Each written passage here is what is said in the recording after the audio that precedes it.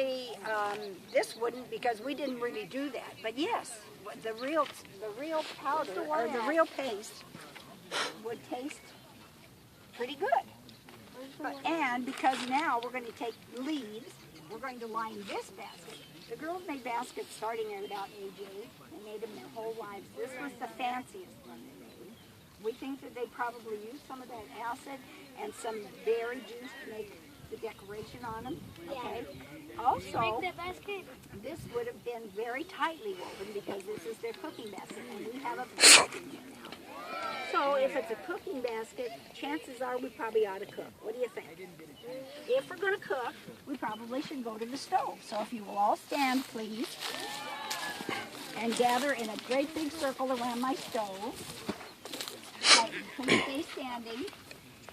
One of the main reasons why it's important to stand is because I have a roaring fire burning in there. And I don't want anybody to get their toes burnt, okay? Okay? Are you going to make an actual fire? This is as close as it gets. But if we were actually in the Patwin Village, they would have had this fire going all the time. Because it's a whole lot easier to keep a fire going than it is to start one. I don't know if any of you guys ever do campfiring. Ever go to camping and have to make a fire? You do? Campfire. But it's kind of hard to make a fire. So they would keep it going all the time. Then I have a basket, and I have a very hot fire. You think I want to put this basket into the fire? No. Why not? He's a burn. Who wants to eat burn basket? Me. Show of hands. I know. Okay. All right, you get the burn basket. I don't want the burn basket. I would really appreciate it if you didn't stand on my stones as well. Okay, so now I have to have the way to transfer the heat from the fire into my paste, right? What do you see in there that I might use to transfer heat? Yes.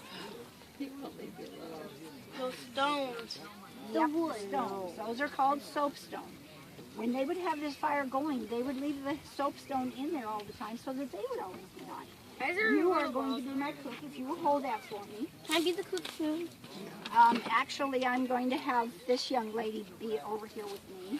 What? Because actually, the ladies did most of the cooking.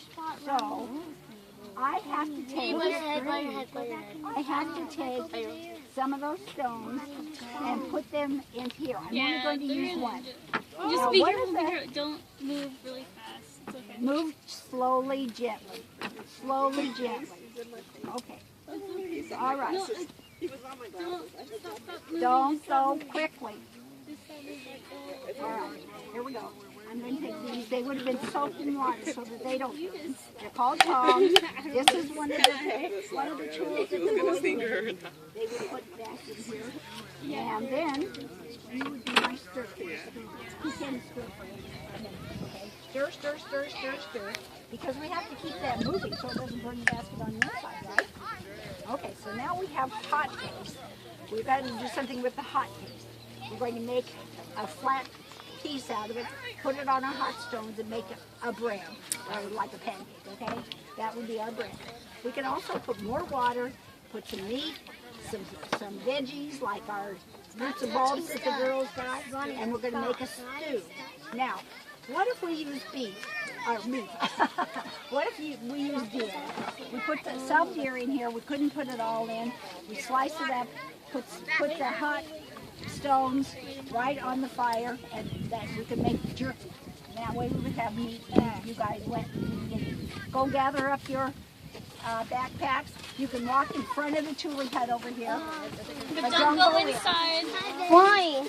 It's very fragile. Don't go inside the Tule hut. Just walk right past it and look inside. You can peek in, that's all. It's too fragile. Can we fill it?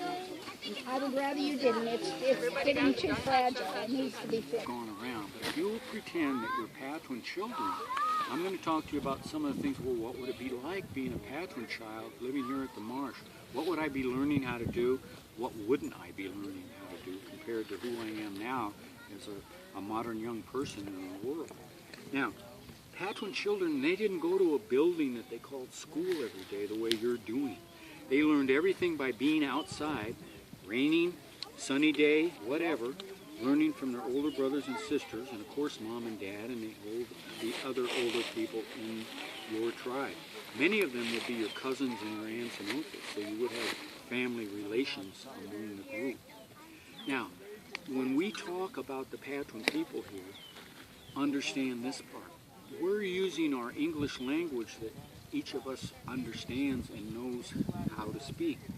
The Patwin people and almost virtually every other North American Indian tribe that lived here in what we call the United States before it got that name and other people came, none of those people ever realized it might be a good idea to write down the words that they knew how to speak to each other, their language, okay? But it never happened. And so everything we're trying to teach today, we're using our English, and we can't tell you what those words were. Those things have been lost. So I want you to know that as you learn your reading and writing in school, remember that's why it's very important, because someday someone might want to read about what you know and what you think is important, or a poem that you wrote, or a story about your family, and it can be shared into the future. We don't have that gift in the Patwin people, so we're using our English language, but we do know a lot about what they made and what they were trying to do out here. All right, you've already learned that half of the year you and your family lived in the foothills back there, and that's where you would collect your acorns from the oak trees, bring them out here in baskets on your back, and once you got them out here, you would put them in a structure that looks like this. Okay?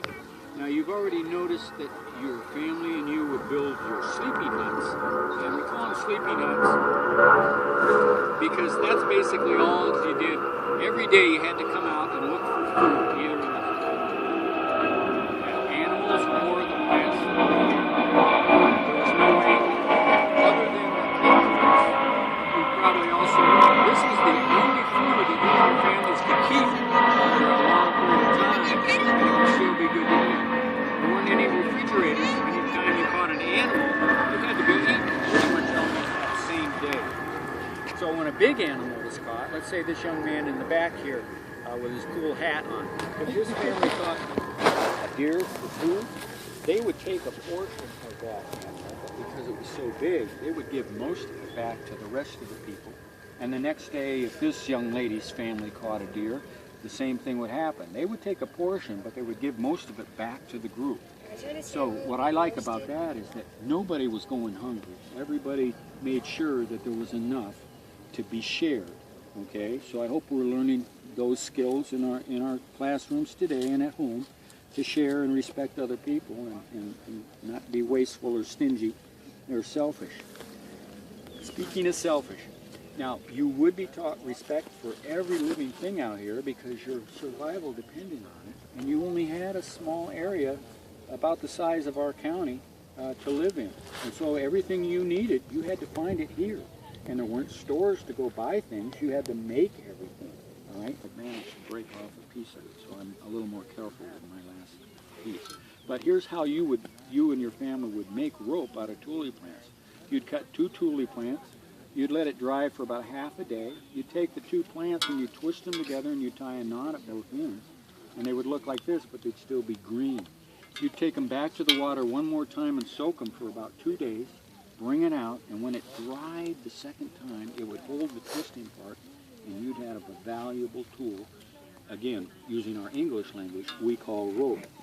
The Patwin people realized they could make it in different sizes depending on what they wanted to do with it.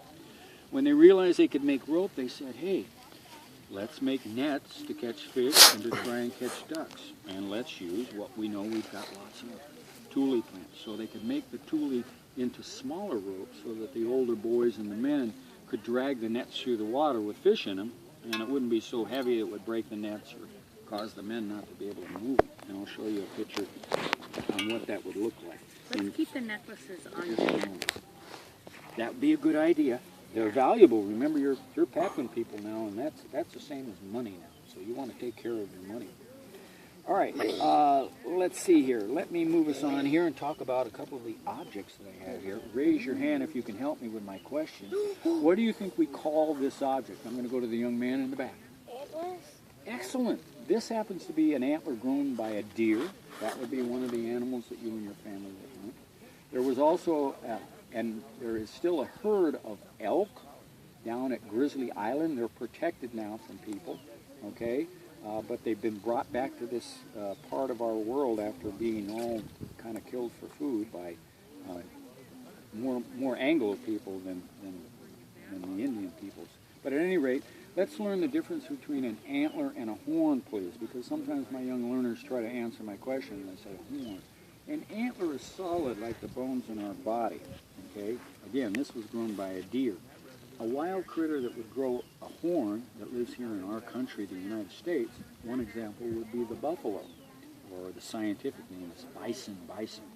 But they live in the middle part of our country. They've never lived in California, so Patwin people wouldn't have seen buffalo out here to catch anyway. But a horn is hollow inside, and I think that's where the name comes, because you can actually make an instrument like a horn and make noise out of a buffalo horn.